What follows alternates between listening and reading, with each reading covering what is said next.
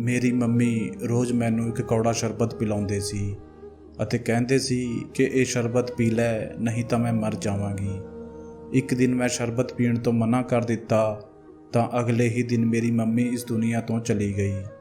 ਫਿਰ ਇੱਕ ਦਿਨ ਉਸ ਸ਼ਰਬਤ ਦਾ ਰਾਜ਼ ਜਾਣ ਕੇ ਮੇਰੇ ਪੈਰਾਂ ਥੱਲਿਓਂ ਜ਼ਮੀਨ ਹੀ ਨਿਕਲ ਗਈ, ਕਿਉਂਕਿ ਉਹ ਸ਼ਰਬਤ ਨਹੀਂ, ਉਹ ਤਾਂ ਇੱਕ ਮੇਰਾ ਨਾਂ ਸੋਨੂ ਹੈ। ਇਹ ਗੱਲ ਉਸ ਸਮੇਂ ਦੀ ਹੈ ਜਦੋਂ ਮੇਰੀ ਉਮਰ 17 ਸਾਲ ਸੀ। ਅਸੀਂ ਇੱਕ ਜੁਆਇੰਟ ਫੈਮਿਲੀ ਵਿੱਚ ਰਹਿੰਦੇ ਸੀ। ਮੇਰੇ ਪਾਪਾ ਦੇ 4 ਭਾਈ ਸਨ ਅਤੇ ਮੇਰੇ ਪਾਪਾ ਸਭ ਤੋਂ ਛੋਟੇ ਸੀ। ਉਹਨਾਂ ਸਭ ਦੇ ਬੱਚੇ ਜਵਾਨ ਸਨ ਅਤੇ ਉਹਨਾਂ ਕੋਲ ਕੁੜੀਆਂ ਸਨ। ਮੈਂ ਹੀ ਆਪਣੇ ਖਾਨਦਾਨ ਦਾ ਇਕਲੌਤਾ ਮੁੰਡਾ ਸੀ, ਇਸ ਲਈ ਮੈਂ ਸਭ ਦਾ ਲਾਡਲਾ ਸੀ। ਸਭ ਮੈਨੂੰ ਬਹੁਤ ਪਿਆਰ ਕਰਦੇ ਸਨ ਅਤੇ ਮੇਰੇ ਨਖਰੇ ਚੁੱਕਦੇ ਸਨ। ਮੇਰੇ ਸਾਰੇ ਚਾਚੇ ਮੈਨੂੰ ਇੰਜ ਪਿਆਰ ਕਰਦੇ ਸਨ ਜਿਵੇਂ ਮੈਂ ਉਹਨਾਂ ਦਾ ਆਪਣਾ ਮੁੰਡਾ ਹੋਵਾਂ। ਮੇਰੇ ਮੂੰਹ ਵਿੱਚੋਂ ਨਿਕਲੀ ਹੋਈ ਕੋਈ ਵੀ ਗੱਲ 2 ਮਿੰਟਾਂ ਵਿੱਚ ਪੂਰੀ ਕਰ ਦਿੱਤੀ ਜਾਂਦੀ ਸੀ। ਪਰ ਉਸ ਘਰ ਵਿੱਚ ਇੱਕ ਹੀ ਇਨਸਾਨ ਅਜਿਹਾ ਸੀ ਜਿਸ ਨੇ ਮੇਰੇ ਨਾਲ ਕਦੇ ਪਿਆਰ ਨਾਲ ਗੱਲ ਵੀ ਨਹੀਂ ਕੀਤੀ ਸੀ, ਮੇਰਾ ਕਦੇ ਖਿਆਲ ਨਹੀਂ ਰੱਖਿਆ, ਕਦੇ ਮੇਰੀ ਹਿੰਮਤ ਨਹੀਂ ਵਧਾਈ, ਨਾ ਹੀ ਮੈਨੂੰ ਹੌਸਲਾ ਦਿੱਤਾ ਅਤੇ ਨਾ ਹੀ ਕਦੇ ਇਹ ਕਿਹਾ ਕਿ ਮੈਂ ਉਸ ਲਈ ਕਿੰਨਾ ਅਹਿਮ ਹਾਂ। ਅਤੇ ਉਹ ਸੀ ਮੇਰੀ ਮੰਮੀ। ਮੇਰੀ ਮੰਮੀ ਮੇਰੇ ਨਾਲ ਸੁਤੇਲੇ ਮੁੰਡੇ ਵਰਗਾ ਸਲੂਕ ਕਰਦੀ ਸੀ। ਮੈਂ ਪੜ੍ਹਾਈ ਵਿੱਚ ਚੰਗਾ ਸੀ ਅਤੇ ਹਰ ਵਾਰ ਫਸਟ ਆਉਂਦਾ ਸੀ, ਪਰ ਫਿਰ ਵੀ ਉਹ ਮੇਰੀ ਤਾਰੀਫ ਨਹੀਂ ਕਰਦੀ ਸੀ। ਮੈਂ ਕੋਈ ਵੀ ਚੰਗਾ ਕੰਮ ਕਰਦਾ ਤਾਂ ਵੀ ਉਹ ਮੇਰੇ ਨਾਲ ਗੁੱਸੇ ਹੀ ਰਹਿੰਦੀ ਸੀ। ਪਾਪਾ ਵੀ ਅਕਸਰ ਉਹਨਾਂ ਨੂੰ ਸਮਝਾਉਂਦੇ ਸਨ ਕਿ ਉਹ ਅਜਿਹਾ ਕਿਉਂ ਕਰਦੀ ਹੈ। ਸਾਰੇ ਰਿਸ਼ਤੇਦਾਰ ਵੀ ਕਹਿੰਦੇ ਸਨ ਕਿ ਇਸ ਔਰਤ ਨੂੰ ਆਪਣੇ ਮੁੰਡੇ ਦੀ ਕਦਰ ਨਹੀਂ ਹੈ। ਇੱਕ ਦਿਨ ਮੇਰੀ ਮੰਮੀ ਨੇ ਤੰਗ ਆ ਕੇ ਸਭ ਦੇ ਸਾਹਮਣੇ ਕਹਿ ਹੀ ਦਿੱਤਾ ਕਿ ਹਾਂ, ਮੈਂ ਇੱਕ ਮੁੰਡੇ ਦੀ ਮਾਂ ਹਾਂ। ਤਾਂ ਫਿਰ ਕੀ ਹੋਇਆ? ਇਸ ਵਿੱਚ ਕਿਹੜੀ ਵੱਡੀ ਗੱਲ ਹੈ? ਤੁਹਾਡੇ ਘਰ ਵਿੱਚ ਸਿਰਫ ਕੁੜੀਆਂ ਹਨ, ਸ਼ਾਇਦ ਇਸ ਲਈ ਤੁਹਾਨੂੰ ਇਹ ਗੱਲ ਵੱਡੀ ਲੱਗਦੀ ਹੋਵੇਗੀ। ਜੇਕਰ ਤੁਹਾਨੂੰ ਇੰਨਾ ਹੀ ਅਹਿਸਾਸ ਹੈ ਤਾਂ ਤੁਸੀਂ ਕਰ ਲਿਆ ਕਰੋ ਇਸ ਦੀ ਫਿਕਰ, ਇਸ ਦੇ ਨਖਰੇ ਚੁੱਕੋ, ਜੋ ਮਰਜ਼ੀ ਕਰੋ, ਪਰ ਮੈਨੂੰ ਮੇਰੇ ਹਾਲ 'ਤੇ ਛੱਡ ਦਿਓ। ਮੈਂ ਅੱਜ ਤੱਕ ਆਪਣੀ ਮੰਮੀ ਨਾਲ ਕੋਈ ਬਦਤਮੀਜ਼ੀ ਨਹੀਂ ਕੀਤੀ ਸੀ, ਉਹਨਾਂ ਦੇ ਹੁਕਮ ਦੇ ਖਿਲਾਫ ਜਾ ਕੇ ਕੋਈ ਕੰਮ ਨਹੀਂ ਕੀਤਾ ਸੀ। ਪਰ ਫਿਰ ਵੀ ਪਤਾ ਨਹੀਂ ਕਿਉਂ ਉਹਨਾਂ ਦਾ ਰਵੱਈਆ ਮੇਰੇ ਪ੍ਰਤੀ ਅਜਿਹਾ ਸੀ। ਮੈਨੂੰ ਇਸ ਗੱਲ ਦੀ ਬਿਲਕੁਲ ਵੀ ਸਮਝ ਨਹੀਂ ਆਉਂਦੀ ਸੀ। ਮੈਨੂੰ ਇਹ ਵੀ ਪਤਾ ਲੱਗਿਆ ਸੀ ਕਿ ਇੱਕ ਵਾਰ ਮੇਰੇ ਪਾਪਾ ਨੇ ਮੇਰੀ ਮੰਮੀ ਤੋਂ ਜ਼ਬਰਦਸਤੀ ਤਲਾਕ ਵੀ ਲੈ ਲਿਆ ਸੀ, ਪਰ ਫਿਰ ਉਹਨਾਂ ਨੇ ਦੁਬਾਰਾ ਵਿਆਹ ਕਰ ਲਿਆ। ਮੰਮੀ ਨੇ ਮੈਨੂੰ ਇਸ ਗੱਲ ਦਾ ਕੋਈ ਵੀ ਕਾਰਨ ਨਹੀਂ ਦੱਸਿਆ ਸੀ। ਉਹ ਮੇਰੇ ਨਾਲ ਆਪਣਾ ਕੋਈ ਦੁੱਖ ਸਾਂਝਾ ਨਹੀਂ ਕਰਦੀ ਸੀ, ਪਰ ਹੈ ਤਾਂ ਉਹ ਮੇਰੀ ਮਾਂ ਸੀ। ਮੈਂ ਉਹਨਾਂ ਨੂੰ ਬਹੁਤ ਪਿਆਰ ਕਰਦਾ ਸੀ। ਮੇਰੀ ਇੱਕ ਚਾਚੀ ਦਾ ਵਰਤਾਓ ਵੀ ਸਭ ਨਾਲ ਬਹੁਤ ਬੁਰਾ ਸੀ, ਪਰ ਉਹ ਤਾਂ ਅਜਿਹੀ ਹੀ ਸੀ, ਇਹ ਗੱਲ ਸਭ ਨੂੰ ਪਤਾ ਸੀ। ਪਰ ਮੇਰੀ ਮੰਮੀ ਹੋਰ ਸਾਰੇ ਬੱਚਿਆਂ ਨਾਲ ਚੰਗੀ ਤਰ੍ਹਾਂ ਪੇਸ਼ ਆਉਂਦੀ ਸੀ, ਪਰ ਮੈਂ ਉਹਨਾਂ ਦਾ ਆਪਣਾ ਮੁੰਡਾ ਹੋਣ ਦੇ ਬਾਵਜੂਦ ਵੀ ਉਹ ਮੈਨੂੰ ਬਿਲਕੁਲ ਵੀ ਪਿਆਰ ਨਹੀਂ ਕਰਦੀ ਸੀ। ਮੈਂ ਉਹਨਾਂ ਦੇ ਪਿਆਰ ਲਈ ਤਰਸਦਾ ਰਹਿੰਦਾ ਸੀ। ਮੇਰੀ ਮੰਮੀ ਰੋਜ਼ ਰਾਤ ਨੂੰ ਮੈਨੂੰ ਇੱਕ ਜ਼ਹਿਰ ਵਰਗਾ ਕੌੜਾ ਸ਼ਰਬਤ ਪਿਲਾਉਂਦੀ ਸੀ। ਇਹ ਕੰਮ ਉਹ ਮੇਰੇ ਬਚਪਨ ਤੋਂ ਹੀ ਕਰ ਰਹੇ ਸੀ। ਉਹਨਾਂ ਨੇ ਕਦੇ ਵੀ ਨਾਗਾ ਨਹੀਂ ਪਾਇਆ ਸੀ। ਪਹਿਲਾਂ ਮੈਂ ਛੋਟਾ ਸੀ, ਇਸ ਲਈ ਉਹਨਾਂ ਦੀ ਗੱਲ ਮੰਨ ਲੈਂਦਾ ਸੀ, ਪਰ ਮੈਨੂੰ ਉਹਨਾਂ ਦਾ ਇਹ ਰਵੱਈਆ ਬਿਲਕੁਲ ਵੀ ਸਮਝ ਨਹੀਂ ਆਉਂਦਾ ਸੀ ਕਿ ਆਖਰ ਉਹ ਮੈਨੂੰ ਇਹ ਸ਼ਰਬਤ ਕਿਉਂ ਪਿਲਾਉਂਦੇ ਸੀ। ਬਸ ਇੱਕ ਇਹੀ ਕੰਮ ਸੀ ਜੋ ਮੇਰੇ ਲਈ ਕਰਦੀ ਸੀ ਅਤੇ ਰਾਤ ਨੂੰ ਮੇਰੇ ਕਮਰੇ ਵਿੱਚ ਮੇਰੇ ਲਈ ਉਹ ਸ਼ਰਬਤ ਲੈ ਕੇ ਆਉਂਦੀ ਸੀ ਅਤੇ ਉਸ ਵਕਤ ਤੱਕ ਮੇਰੇ ਕੋਲ ਬੈਠੀ ਰਹਿੰਦੀ ਸੀ ਜਦੋਂ ਤੱਕ ਮੈਂ ਉਹ ਸਾਰਾ ਸ਼ਰਬਤ ਨਾ ਪੀ ਲਵਾਂ। ਇੱਕ ਦਿਨ ਉਹ ਸ਼ਰਬਤ ਪੀਣ ਨਾਲ ਮੇਰੀ ਤਬੀਅਤ ਬਹੁਤ ਖਰਾਬ ਹੋ ਗਈ। ਰਾਤ ਨੂੰ ਮੇਰੇ ਪੇਟ ਵਿੱਚ ਬਹੁਤ ਦਰਦ ਹੋਣ ਲੱਗਿਆ। ਸਾਰਾ ਘਰ ਬਹੁਤ ਪਰੇਸ਼ਾਨ ਹੋ ਗਿਆ। ਮੈਨੂੰ ਡਾਕਟਰ ਕੋਲ ਲਿਜਾਇਆ ਗਿਆ ਤਾਂ ਡਾਕਟਰ ਨੇ ਕਿਹਾ ਕਿ ਮੈਂ ਜੋ ਕੁਝ ਵੀ ਪੀ ਰਿਹਾ ਹਾਂ ਉਸ ਨੂੰ ਪੀਣਾ ਬੰਦ ਕਰ ਦੇਵਾਂ। ਅਗਲੀ ਰਾਤ ਮੈਂ ਆਪਣੀ ਮੰਮੀ ਨੂੰ ਉਹ ਸ਼ਰਬਤ ਪੀਣ ਲਈ ਮਨਾ ਕਰ ਦਿੱਤਾ। ਮੈਂ ਉਹਨਾਂ ਨੂੰ ਆਪਣੀ ਸਿਹਤ ਦੇ ਬਾਰੇ ਵਿੱਚ ਵੀ ਦੱਸਿਆ, ਪਰ ਉਹ ਨਹੀਂ ਮੰਨੀ। ਇੰਜ ਲੱਗਦਾ ਸੀ ਜਿਵੇਂ ਉਹਨਾਂ ਨੂੰ ਮੇਰੀ ਕੋਈ ਫਿਕਰ ਹੀ ਨਹੀਂ ਸੀ। ਮੈਂ ਉਹਨਾਂ ਨੂੰ ਸਾਫ਼-ਸਾਫ਼ ਮਨਾ ਕਰ ਦਿੱਤਾ ਕਿ ਮੈਂ ਇਸ ਨੂੰ ਨਹੀਂ ਪੀਵਾਂਗਾ, ਪਰ ਉਹ ਨਾ ਮੰਨੀ। ਮੈਂ ਅੱਜ ਪਹਿਲੀ ਵਾਰ ਇਹ ਸ਼ਰਬਤ ਪੀਣ ਤੋਂ ਮਨਾ ਕੀਤਾ ਸੀ। ਮੈਂ ਆਪਣੇ ਇਰਾਦੇ ਦਾ ਪੱਕਾ ਸੀ। ਉਹ ਸਮਝ ਗਈ ਸੀ ਕਿ ਸ਼ਾਇਦ ਅੱਜ ਮੈਂ ਉਹਨਾਂ ਦੀ ਗੱਲ ਨਹੀਂ ਮੰਨਾਂਗਾ। ਉਹ ਮੇਰੀਆਂ ਮਿੰਨਤਾਂ ਕਰਦੀ ਰਹੀ। ਉਹ ਬਹੁਤ ਪਰੇਸ਼ਾਨ ਲੱਗ ਰਹੀ ਸੀ। ਅਚਾਨਕ ਉਹਨਾਂ ਦੇ ਮੂੰਹ ਵਿੱਚੋਂ ਇੱਕ ਅਜਿਹੀ ਗੱਲ ਨਿਕਲ ਗਈ ਜਿਸ ਨੇ ਮੈਨੂੰ ਹੈਰਾਨ ਕਰ ਦਿੱਤਾ। ਉਹਨਾਂ ਨੇ ਕਿਹਾ ਕਿ ਜੇਕਰ ਮੈਂ ਇਹ ਸ਼ਰਬਤ ਨਹੀਂ ਪੀਆ ਤਾਂ ਗਜ਼ਬ ਹੋ ਜਾਵੇਗਾ, ਕਿਆਮਤ ਆ ਜਾਵੇਗੀ, ਕੁਝ ਅਜਿਹਾ ਹੋ ਜਾਵੇਗਾ ਜੋ ਮੈਂ ਤੈਨੂੰ ਨਹੀਂ ਦੱਸ ਸਕਦੀ। ਤੂੰ ਮੇਰੀ ਗੱਲ ਮੰਨ ਲੈ। ਪਰ ਮੈਂ ਉਹਨਾਂ ਦੀ ਗੱਲ ਨਹੀਂ ਸੁਣੀ। ਉਹ ਰੋਂਦੇ ਹੋਏ ਕਮਰੇ ਵਿੱਚੋਂ ਚਲੀ ਗਈ। ਅੱਜ ਮੈਨੂੰ ਉਹਨਾਂ ਦੇ ਰੋਣ ਦੀ ਕੋਈ ਪਰਵਾਹ ਨਾ ਹੋਈ, ਬਲਕਿ ਮੈਂ ਤਾਂ ਇਹ ਸੋਚ ਰਿਹਾ ਸੀ ਕਿ ਉਹਨਾਂ ਨੂੰ ਆਪਣੀ ਜਿੱਦ ਬਦਲਣੀ ਹੋਵੇਗੀ। ਫਿਰ ਮੈਂ ਆਰਾਮ ਨਾਲ ਸੌਂ ਗਿਆ ਅਤੇ ਸਵੇਰੇ ਇੱਕ ਬੁਰੀ ਖਬਰ ਨਾਲ ਮੇਰੀ ਅੱਖ ਖੁੱਲ੍ਹੀ। ਇਹ ਬੁਰੀ ਖਬਰ ਸੁਣ ਕੇ ਮੇਰੇ ਪੈਰਾਂ ਥੱਲਿਓਂ ਜ਼ਮੀਨ ਨਿਕਲ ਗਈ। ਮੇਰੀ ਮੰਮੀ ਹੁਣ ਇਸ ਦੁਨੀਆ ਵਿੱਚ ਨਹੀਂ ਰਹੀ। ਉਹ ਰਾਤ ਨੂੰ ਠੀਕ ਠਾਕ ਸੋਈ ਅਤੇ ਸਵੇਰੇ ਪਤਾ ਚੱਲਿਆ ਕਿ ਉਹਨਾਂ ਦੀ ਮੌਤ ਹੋ ਗਈ ਸੀ। ਉਹਨਾਂ ਦੀ ਮੌਤ ਦੀ ਵਜ੍ਹਾ ਕਿਸੇ ਨੂੰ ਵੀ ਸਮਝ ਨਹੀਂ ਆ ਰਹੀ ਸੀ। ਨਾ ਤਾਂ ਉਹਨਾਂ ਨੂੰ ਕੋਈ ਬਿਮਾਰੀ ਸੀ ਅਤੇ ਨਾ ਹੀ ਉਹਨਾਂ ਨਾਲ ਕੋਈ ਹਾਦਸਾ ਹੋਇਆ ਸੀ। ਆਖਿਰ ਅਜਿਹਾ ਕਿਵੇਂ ਹੋ ਸਕਦਾ ਹੈ? ਮੇਰੇ ਦਿਮਾਗ ਵਿੱਚ ਬਹੁਤ ਸਾਰੇ ਸਵਾਲ ਘੁੰਮ ਰਹੇ ਸਨ, ਪਰ ਸਵਾਲਾਂ ਤੋਂ ਜ਼ਿਆਦਾ ਮੈਨੂੰ ਗਮ ਸੀ। ਮੇਰੀ ਮੰਮੀ ਨੇ ਕਿਹਾ ਸੀ ਕਿ ਸ਼ਰਬਤ ਪੀ ਲੈ, ਨਹੀਂ ਤਾਂ ਕੁਝ ਹੋ ਜਾਵੇਗਾ। ਕੀ ਮੇਰੀ ਮੰਮੀ ਦਾ ਇਸ਼ਾਰਾ ਇਸ ਵੱਲ ਸੀ? ਅਤੇ ਸ਼ਰਬਤ ਪੀਣ ਨਾਲ ਮੇਰੀ ਮੰਮੀ ਦੀ ਜ਼ਿੰਦਗੀ 'ਤੇ ਕੀ ਅਸਰ ਹੋ ਸਕਦਾ ਸੀ? ਇਹ ਗੱਲ ਮੇਰੀ ਸਮਝ ਤੋਂ ਬਾਹਰ ਸੀ। ਪਰ ਹੁਣ ਮੈਂ ਆਪਣੇ ਆਪ ਨੂੰ ਦੋਸ਼ੀ ਮਹਿਸੂਸ ਕਰ ਰਿਹਾ ਸੀ ਕਿ ਮੈਂ ਆਪਣੀ ਮੰਮੀ ਦੀ ਮੌਤ ਦਾ ਕਾਰਨ ਬਣਿਆ ਸੀ। ਜੇਕਰ ਮੈਂ ਉਹ ਸ਼ਰਬਤ ਪੀ ਲੈਂਦਾ ਤਾਂ ਅੱਜ ਮੇਰੀ ਮੰਮੀ ਜਿਉਂਦੀ ਹੁੰਦੀ। ਸਵਾਲ ਅਤੇ ਸਦਮਾ ਮਿਲ ਕੇ ਮੇਰੀ ਜਾਨ ਲੈ ਰਹੇ ਸਨ। ਮੈਂ ਇੱਕ ਦਿਮਾਗੀ ਮਰੀਜ਼ ਬਣ ਗਿਆ ਸੀ। ਮੈਂ ਬਹੁਤ ਰੋਇਆ। ਮੇਰੇ ਲਈ ਇਹ ਸਦਮਾ ਬਹੁਤ ਵੱਡਾ ਸੀ। ਘਰ ਵਿੱਚ ਸੋਗ ਦਾ ਮਾਹੌਲ ਸੀ। ਪਾਪਾ ਵੀ ਸਦਮੇ ਵਿੱਚ ਸਨ। ਕੁਝ ਦਿਨ ਬਾਅਦ ਮੈਂ ਆਪਣੇ ਦੋਸਤ ਦੇ ਘਰ ਚਲਾ ਗਿਆ। ਉਹ ਵੀ ਮੈਨੂੰ ਤਸੱਲੀ ਦੇ ਰਿਹਾ ਸੀ। ਘਰ ਵਾਪਸ ਆਉਣ ਵਿੱਚ ਮੈਨੂੰ ਦੇਰੀ ਹੋ ਗਈ। ਇਹ ਪਹਿਲੀ ਵਾਰ ਸੀ ਕਿ ਮੈਂ ਆਪਣੀ ਮੰਮੀ ਦੀ ਮੌਤ ਤੋਂ ਬਾਅਦ ਘਰੋਂ ਬਾਹਰ ਨਿਕਲਿਆ ਸੀ। ਜਦੋਂ ਤੋਂ ਮੇਰੀ ਮੰਮੀ ਇਸ ਦੁਨੀਆ ਵਿੱਚੋਂ ਗਈ ਸੀ, ਮੈਂ ਉਹ ਸ਼ਰਬਤ ਨਹੀਂ ਪੀਤਾ ਸੀ। ਉਦੋਂ ਤੋਂ ਹੀ ਮੇਰੇ ਸਿਰ ਵਿੱਚ ਬਹੁਤ ਦਰਦ ਰਹਿਣ ਲੱਗਿਆ, ਅਜਿਹਾ ਦਰਦ ਜਿਸ ਨੂੰ ਮੈਂ ਨਜ਼ਰਅੰਦਾਜ਼ ਨਹੀਂ ਕਰ ਸਕਦਾ ਸੀ। ਮੈਂ ਇੱਕ ਡਾਕਟਰ ਕੋਲ ਗਿਆ ਤਾਂ ਉਸਨੇ ਕਿਹਾ ਕਿ ਸ਼ਾਇਦ ਟੈਨਸ਼ਨ ਅਤੇ ਸਦਮੇ ਕਾਰਨ ਮੇਰੇ ਸਿਰ ਵਿੱਚ ਦਰਦ ਹੈ, ਪਰ ਮੈਨੂੰ ਪਤਾ ਸੀ ਕਿ ਅਸਲ ਕਾਰਨ ਕੀ ਹੈ। ਇਹ ਦਰਦ ਤਾਂ ਮੇਰੀ ਜਾਨ ਹੀ ਨਹੀਂ ਛੱਡ ਰਿਹਾ ਸੀ। ਘਰ ਦੇ ਹਾਲਾਤ ਵੀ ਕੁਝ ਅਜੀਬ ਹੋ ਗਏ ਸਨ। ਮੇਰੇ ਚਾਚਾ ਜੀ ਦੀ ਇੱਕ ਕੁੜੀ ਪੌੜੀਆਂ ਤੋਂ ਨੀਚੇ ਗਿਰ ਗਈ ਅਤੇ ਉਸ ਦਾ ਸਿਰ ਫਟ ਗਿਆ ਅਤੇ ਦੂਜੀ ਕੁੜੀ ਬਹੁਤ ਜ਼ਿਆਦਾ ਬਿਮਾਰ ਹੋ ਗਈ ਸੀ।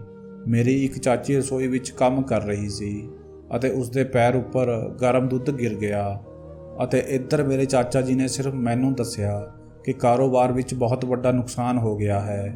ਮੇਰੇ ਪਾਪਾ ਤਾਂ ਉਦੋਂ ਤੋਂ ਹੀ ਬਿਮਾਰ ਸਨ। ਜਦੋਂ ਤੋਂ ਮੰਮੀ ਇਸ ਦੁਨੀਆ ਵਿੱਚੋਂ ਗਈ ਸੀ, ਉਹ ਤਾਂ ਮੰਜੇ ਨਾਲ ਹੀ ਲੱਗ ਗਏ ਸਨ। ਮੈਨੂੰ ਸਮਝ ਨਹੀਂ ਆ ਰਿਹਾ ਸੀ ਕਿ ਆਖਰ ਇਹ ਸਭ ਕੁਝ ਕੀ ਹੋ ਰਿਹਾ ਹੈ। ਮੇਰੇ ਸਿਰ ਦਾ ਦਰਦ ਵੀ ਨਹੀਂ ਜਾ ਰਿਹਾ ਸੀ। ਮੈਂ ਦਵਾਈਆਂ ਖਾ ਖਾ ਕੇ ਪਾਗਲ ਹੋ ਚੁੱਕਿਆ ਸੀ। ਚਾਚਾ ਜੀ ਨੇ ਕਾਰੋਬਾਰ ਦੇ ਨੁਕਸਾਨ ਬਾਰੇ ਪਾਪਾ ਨੂੰ ਨਹੀਂ ਦੱਸਿਆ ਅਤੇ ਮੈਨੂੰ ਵੀ ਕਿਹਾ ਕਿ ਮੈਂ ਇਹ ਗੱਲ ਘਰ ਵਿੱਚ ਕਿਸੇ ਨੂੰ ਨਾ ਦੱਸਾਂ, ਨਹੀਂ ਤਾਂ ਸਭ ਹੋਰ ਪਰੇਸ਼ਾਨ ਹੋ ਜਾਣਗੇ। ਜਦੋਂ ਤੋਂ ਮੇਰੀ ਮੰਮੀ ਇਸ ਦੁਨੀਆ ਵਿੱਚੋਂ ਗਈ ਸੀ, ਸਾਡੇ ਘਰ ਦੇ ਹਾਲਾਤ ਖਰਾਬ ਹੋ ਗਏ ਸਨ, ਪਰ ਮੈਨੂੰ ਲੱਗ ਰਿਹਾ ਸੀ ਕਿ ਗੱਲ ਸਿਰਫ ਇੰਨੀ ਹੀ ਨਹੀਂ ਸੀ। ਜ਼ਰੂਰ ਕੋਈ ਅਜਿਹੀ ਗੱਲ ਹੈ ਜਿਸ ਦੇ ਬਾਰੇ ਵਿੱਚ ਮੈਂ ਨਹੀਂ ਜਾਣਦਾ ਸੀ। ਫਿਰ ਮੈਨੂੰ ਆਪਣੀ ਮੰਮੀ ਦੀ ਕਹੀ ਹੋਈ ਉਹ ਗੱਲ ਯਾਦ ਆਈ ਕਿ ਜੇਕਰ ਮੈਂ ਇਹ ਸ਼ਰਬਤ ਨਾ ਪੀਆ ਤਾਂ ਸਭ ਕੁਝ ਖਤਮ ਹੋ ਜਾਵੇਗਾ। ਮੈਂ ਆਪਣੀ ਮੰਮੀ ਦੇ ਕਮਰੇ ਵਿੱਚ ਗਿਆ ਅਤੇ ਤਲਾਸ਼ ਕਰ ਰਿਹਾ ਸੀ ਕਿ ਉਹ ਸ਼ਰਬਤ ਕਿਵੇਂ ਬਣਾਉਂਦੀ ਸੀ। ਉਹਨਾਂ ਦੀ ਇੱਕ ਡਾਇਰੀ ਮਿਲੀ ਜਿਸ ਵਿੱਚ ਇੱਕ ਪੇਜ 'ਤੇ ਕੁਝ ਲਿਖਿਆ ਹੋਇਆ ਸੀ। ਉਸ ਨੂੰ ਦੇਖ ਕੇ ਮੈਂ ਹੈਰਾਨ ਰਹਿ ਗਿਆ।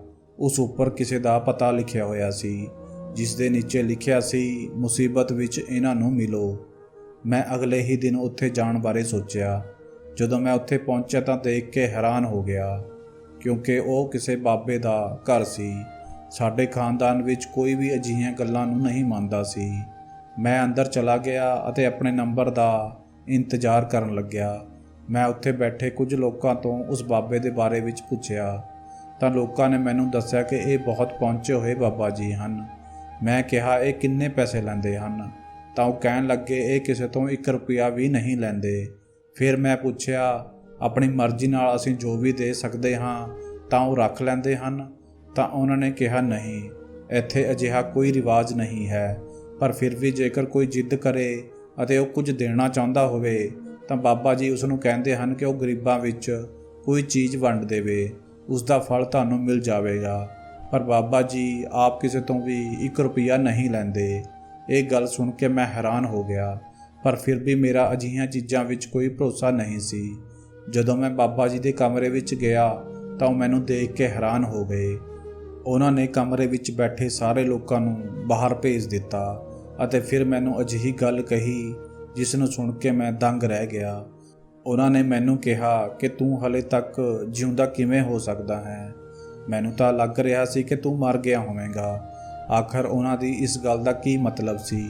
ਮੈਂ ਤਾਂ ਉਹਨਾਂ ਨੂੰ ਪਹਿਲੀ ਵਾਰ ਦੇਖ ਰਿਹਾ ਸੀ ਅਤੇ ਮੈਨੂੰ ਕਿਉਂ ਮਰ ਜਾਣਾ ਚਾਹੀਦਾ ਸੀ?